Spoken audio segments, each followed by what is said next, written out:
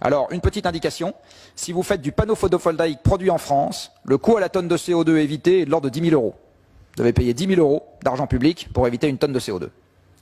Si vous faites des panneaux produits en Chine, il est négatif. Dit autrement, vous subventionnez la hausse des émissions de CO2 parce que le temps de retour sur carbone d'un panneau fabriqué en Chine avec de l'électricité au charbon chinoise est de l'ordre de 30 ans, ce qui est supérieur à la durée de vie du panneau. Vous pouvez reprendre ça Il faut de l'ordre de 30 ans. Vous allez fabriquer votre panneau en Chine avec de l'électricité à 8 ou 900 grammes de CO2 par kilowattheure. Et en France, vous allez déplacer de l'électricité de réseau française qui est en gros à 130 ou 140 grammes de CO2 par kilowattheure. Donc en gros, pour 1 kWh d'électricité chinoise que vous utilisez pour fabriquer le panneau, il faut que vous en récupériez 6 à 8 une fois que le panneau est installé en France. Il se trouve que la quantité de kilowattheures nécessaire pour faire le panneau est de l'ordre de 3 ans de fonctionnement du panneau.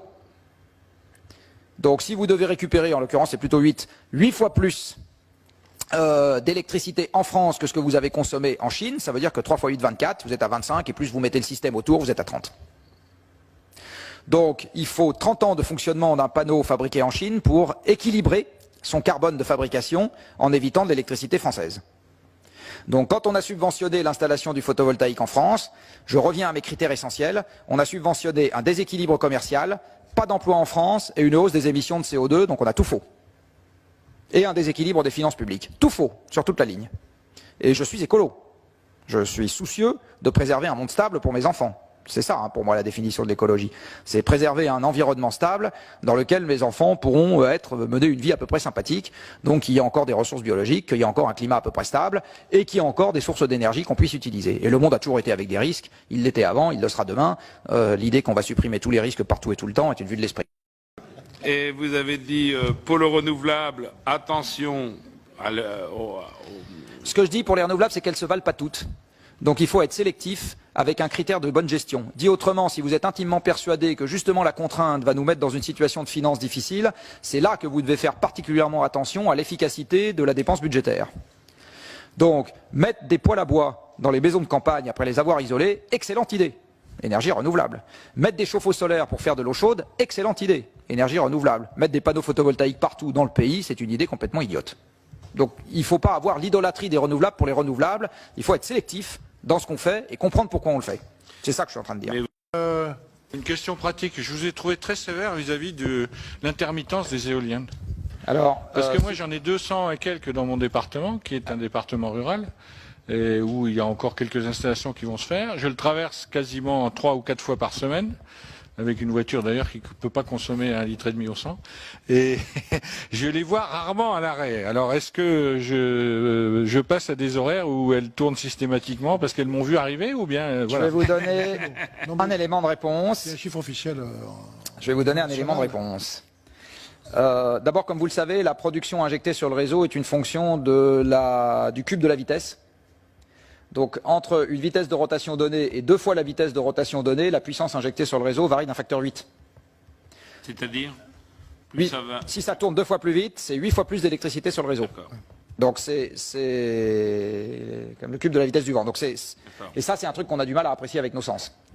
Et la deuxième réponse... On dit ton petit vent marnais est moins intéressant que le grand vent Il n'est pas marnais, il est meusien. Non, mais alors effectivement, mais ça, il faudrait qu'on le fasse passer au niveau du grand public, parce que on est toujours pareil, on est dans la logique du tout ou rien. Soit elle tourne, soit elle tourne pas. Mais effectivement, si elle tourne pas vite, il y a le fameux facteur de démultiplication. Voilà un début de réponse à votre question. Il y a des physiciens qui étaient grattés par cette question, qui ont, au terme d'un long travail de fourmi, parce qu'il n'y a pas de centralisation de ce genre d'infos, été récupérer les puissances injectées sur le réseau auprès de RTE qui le fournit pour la France, de l'exploitant allemand, du réseau allemand qui fournit pour l'Allemagne, en plus en plusieurs morceaux, de l'exploitant espagnol qui fournit ça pour l'Espagne, jour par jour. Donc il faut faire un travail extrêmement passionnant de recopie des trucs dans un fichier Excel. Et voilà ce que ça donne entre septembre 2010 et mars 2011.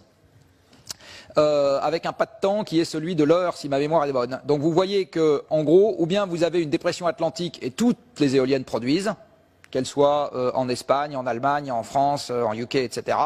Ou bien vous êtes en régime anticyclonique et vous avez un peu de vent résiduel à Gibraltar, dans le couloir rhodanien, etc. Mais vous avez un talon et la puissance installée est là-haut. Donc ce que vous dit ce graphique, c'est qu'en moyenne, sur ces 6 mois, vous n'êtes jamais à mieux que la moitié de la puissance installée. que la puissance garantie est une petite fraction de la puissance installée, de l'ordre de quelques pourcents, et vous voyez ici clairement l'intermittence induite que vous devez contrebalancer par soit des barrages, soit des centrales à gaz. Alors les Espagnols ont choisi des centrales à gaz, ce qui maintenant leur coûte bonbon en gaz et en CO2.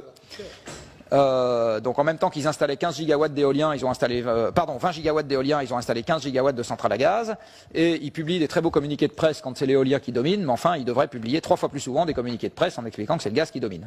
Hein, ah bah oui, c'est exactement ça qu'ils devraient faire. Les Allemands ont choisi de compenser ça avec le charbon, et les Danois, ils ont fait un truc qui est absolument génial. Comme en gros le pays est trop petit compte tenu de la quantité d'éoliennes qu'il a pour absorber sa propre électricité d'origine éolienne, quand le vent souffle, il exporte. Vers qui est-ce qu'il exporte? Vers les pays avec lesquels il est interconnecté. L'Allemagne d'une part et la Norvège de l'autre. Quand la Norvège reçoit de l'électricité danoise, que le Danois ne peut pas, il doit s'en débarrasser. C'est pour l'équilibre du réseau électrique. Il doit absolument s'en débarrasser. Que fait le Danemark à ce moment? Il est prêt à la vendre à n'importe quel prix. Quel est le prix auquel la Norvège va accepter l'électricité danoise? Le coût de production marginal d'un barrage. Vous savez, le coût de production marginal d'un barrage, c'est les 3 minutes d'ouvriers qui sont nécessaires à ouvrir et à fermer le robinet, c'est zéro. Zéro. Donc les Danois ont subventionné, avec leur argent à eux, une industrie qui va vendre à l'exportation à un coût marginal nul, et quand eux, ils ont besoin d'électricité parce qu'il n'y a pas de vent, ils importent en provenance du producteur norvégien qui, pas fou, là pour le coup, leur fait payer le prix fort puisque c'est de l'électricité de pointe. Donc le Danemark a bâti un formidable, et c'est pour ça qu'il y a eu la bronca au Danemark sur ces subventions à l'éolien qui ont été abandonnées depuis, tout simplement parce que ça revient à subventionner le producteur danois, le producteur norvégien qui possède les barrages. Voilà, donc les Norvégiens sont ravis et ils sont tout à fait pour l'électricité d'origine éolienne, tout comme du reste les vendeurs de gaz. Si vous faites venir ici un vendeur de gaz, il va vous expliquer que l'éolien, il trouve ça absolument génial. Moi, à Copenhague, j'étais allé au meeting de l'International Gas Union, où tous en chœur, j'étais le seul Français dans la salle, je crois, et il n'y avait pas un journaliste dans la salle. Hein. Et tous en chœur, les gaziers disaient, l'éolien, c'est génial, l'éolien, c'est génial, l'éolien, voilà. Tous en